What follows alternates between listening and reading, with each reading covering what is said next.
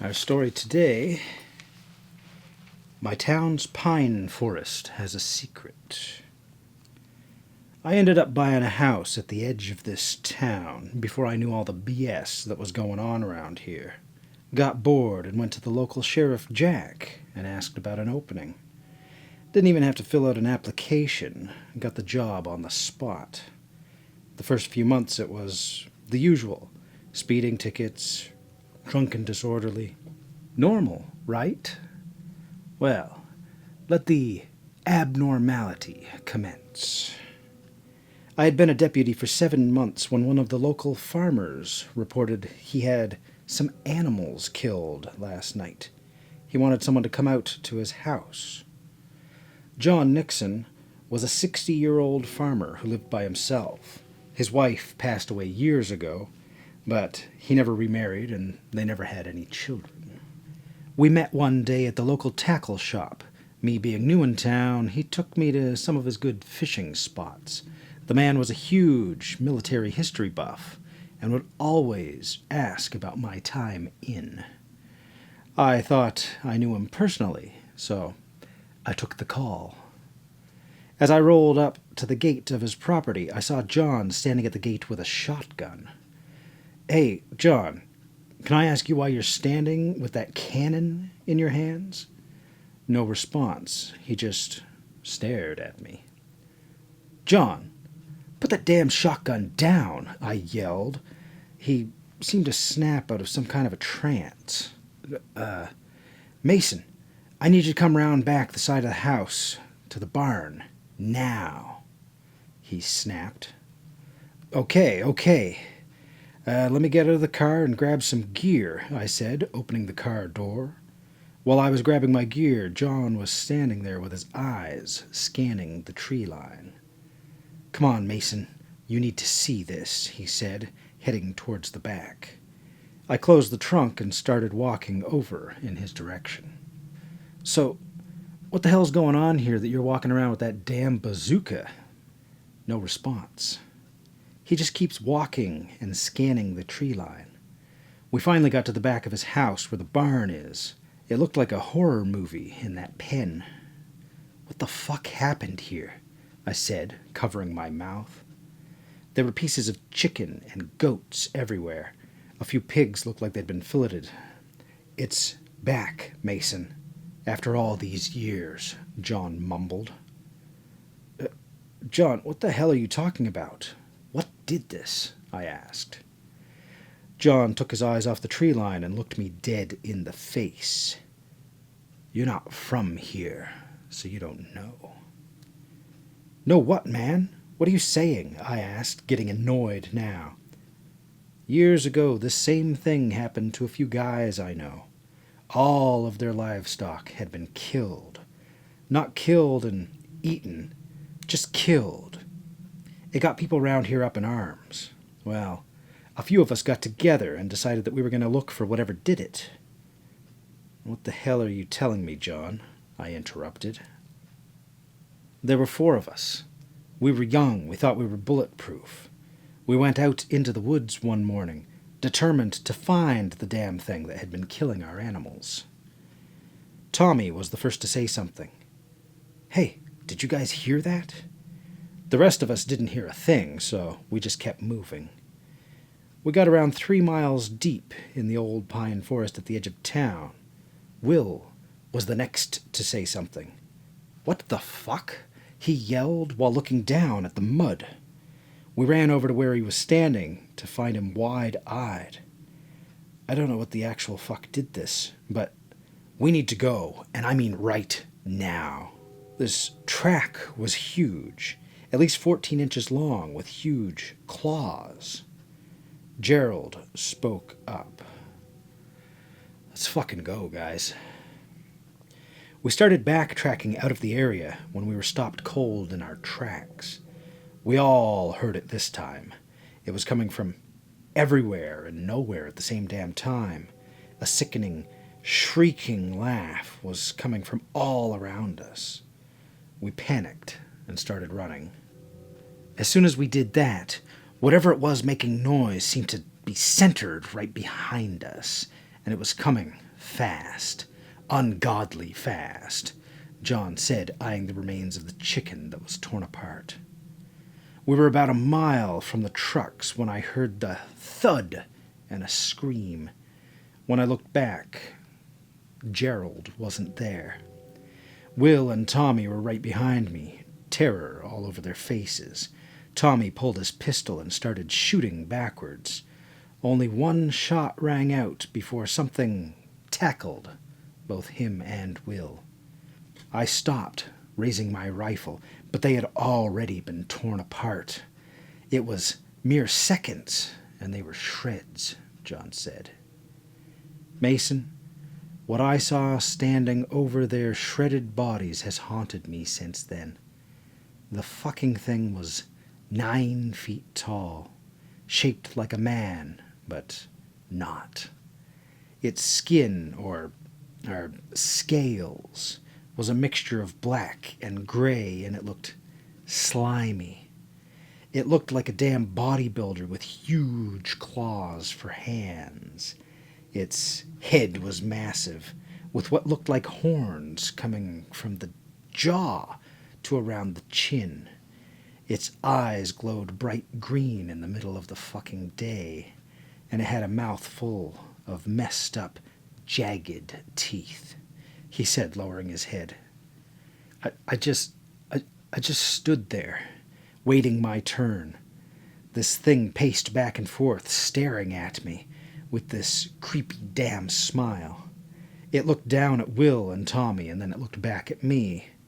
My heart almost stopped when it pointed and shook its head at me. It started making that shrieking laugh as it grabbed what was left of my friends in each giant claw and walked off into the woods, still laughing. I fell to my knees as it vanished into the forest. I stood there, thinking that John had lost his mind. He'd finally stopped talking. He had this far-off look in his eyes. John? John. John! His eyes snapped back to mine. So what are you telling me? A 9-foot creature with claws killed your friends and animals? I half-mocked. Yeah, that's what I'm telling you. It's back for me. I know it. What makes you think that this is the thing that killed your friends? It could have been coyotes, I asked. I know, Mason. I heard that same horrible shrieking laugh in the woods behind the barn last night. Now, I've heard some real bullshit in my time, especially during my time in the contracting field. But this was the most out-there story I'd ever heard. All right. Let's just take a big-ass step backwards. I need to wrap my head around all of this, I said, taking a deep breath. John laid his shotgun down to his side. I'm telling you the truth, Mason. I'm too old and tired to lie about any of this, he said, shrugging. I looked deep into the man's eyes. When I did, I saw something that told me that this was the absolute truth, and he knew it. You haven't given me any reason to doubt you, but fuck, man, this is a hard one to swallow. I need proof, John. That's the way this works. A look of frustration washed over his weathered face. Proof? You want proof, huh? Follow me, he groaned. He started walking towards the trees behind the barn. As we got closer to the trees, I started to smell rusty copper. Blood, I thought out loud. John raised his shotgun as we walked closer. That damn gun had to be illegal, but this wasn't the time for that. Him raising the gun made me a little uneasy, so I pulled my Glock 9mm out and flipped the safety off. John owned about 90 acres, most of it unkept. A lot of the land was behind the barn, which butted up to a state forest. We took about 12 steps into the woodline, and the smell of death hit me like a brick. I'm taking you to where I heard the noise coming from last night. Your proof is out there, Mason, he said with a slight edge to it. We walked almost 100 yards into the woods when John stopped in front of a tree. It looked twisted and warped all the way up to its top. I stepped around John and saw huge claw marks cut deep all the way around the base of a tree. It's hard to even call it that. "What the hell is this?" I said, looking up.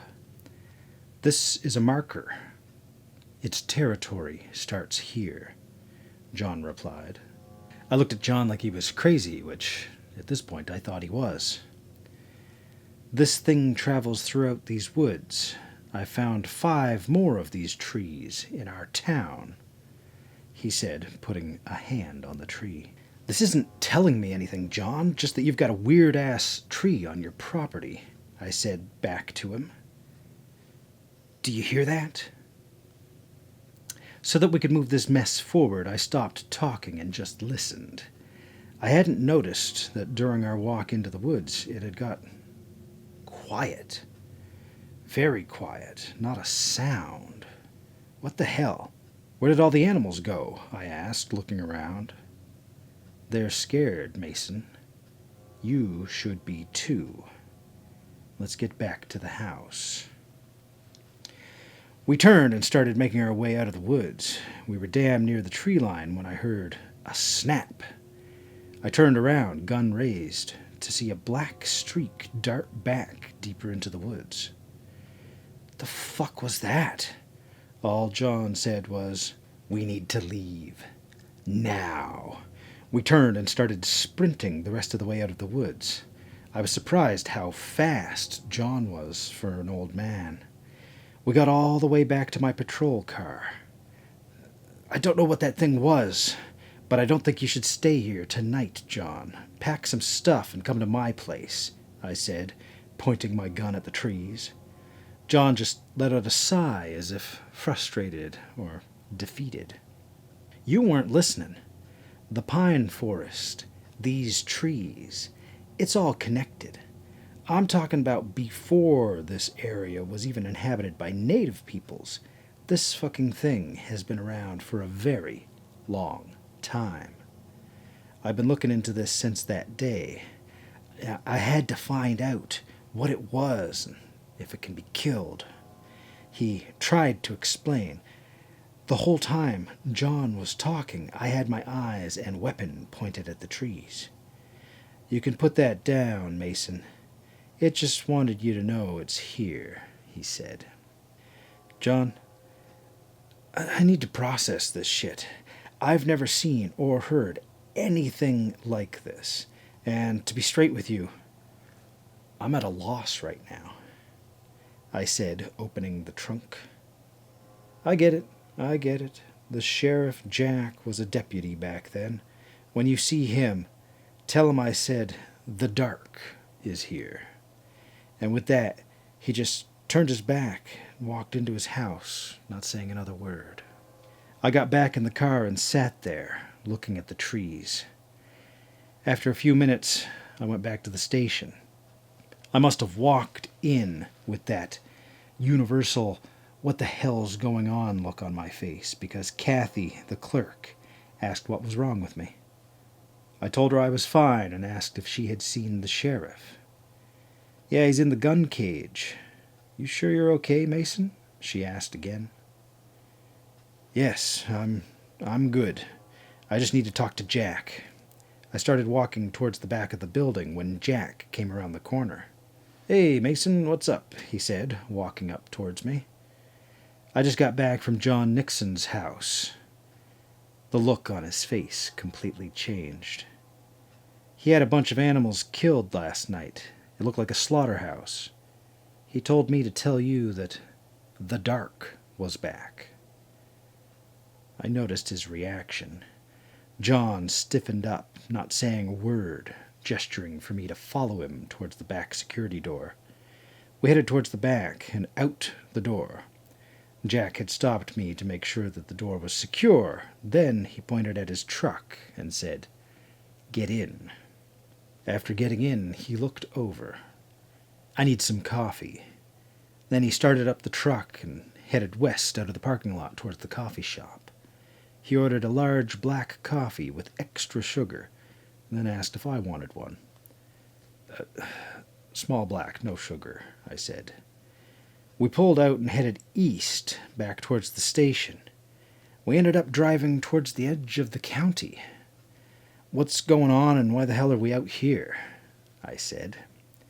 Jack just took a long sip of his coffee and placed it back in the holder. After a long breath, "You want some answers about what happened at John's house. I'm sure he probably told you a few other things about our town, too. Well, we're going to go get you some answers," he said, looking at the black sedan passing in the opposite direction. "All right, so, like you, Mason, I'm not from here either. I was a trooper in New York for a few years before I came down this way. I resigned after a call to an old couple's house," he said, reaching for his cup. "My partner Jake and I responded to what we thought to be an animal attack. We were the first on the scene, having only been a couple miles away, waiting for speeders. When we rolled up, an older woman came over to the cruiser. She had a panicked look on her face and just kept repeating, 'They're dead. They're all dead.' We hopped out and sat her in the back of the car and then asked her what happened.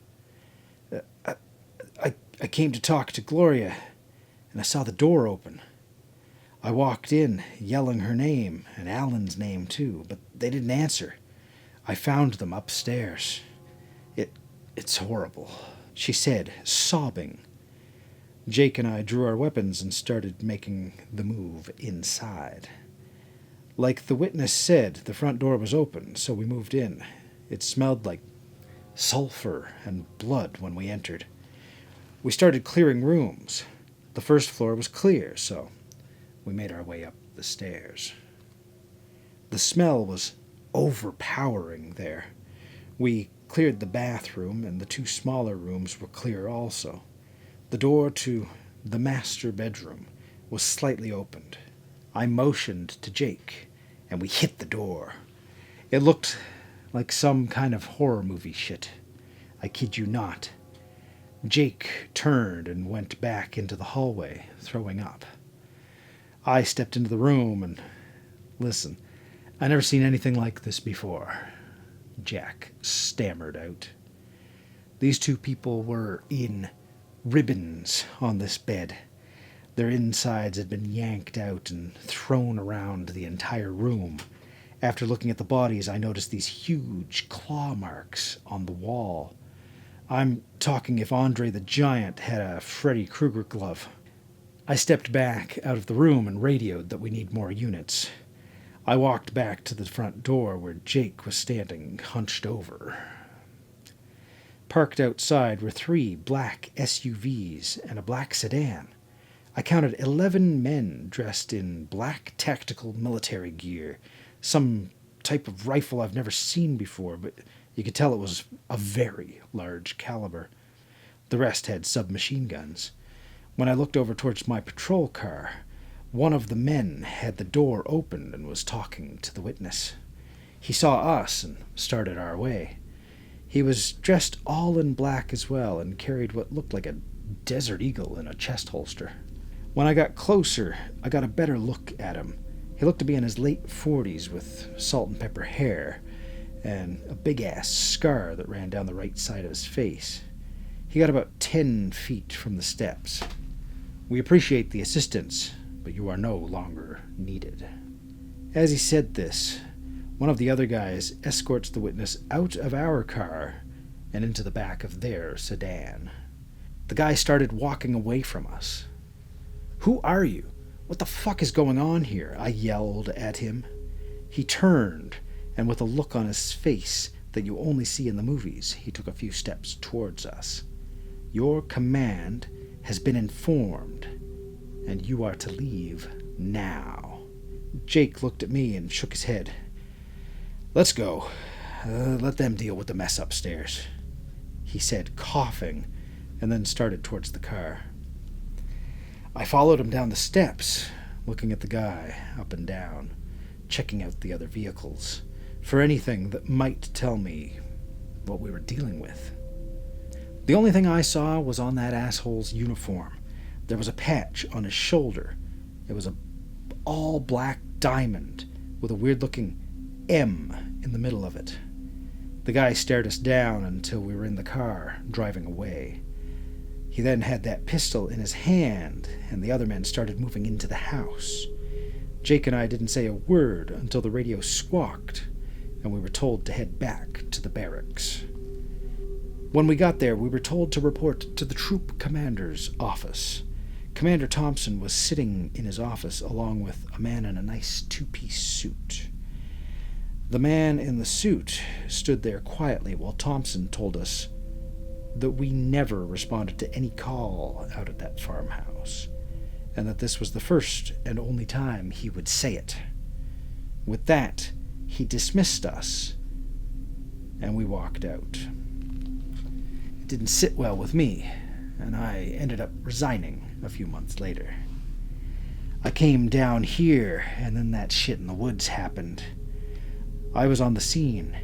I saw the claw marks. They looked just like the ones in New York, and the same damn trucks showed up with different personnel. I knew just to shut up and walk away, and after making that choice, I've had a pretty good career here, he finished, grabbing his cup out of the holder. My brain went into overdrive. I was just about to completely question bomb Jack when he said, "We're here." He pulled off into this overgrown driveway that drove for about a quarter mile. We pulled up to a 2-story house that looked like it was in ruins, but the lights were on. "Where the hell are we?" I asked. As the last word of that question left my mouth, the front door to the house opened. Standing in the doorway was an old man, dressed in weathered black clothing. Jack leaned over to me. "You wanted answers? Well, there they are."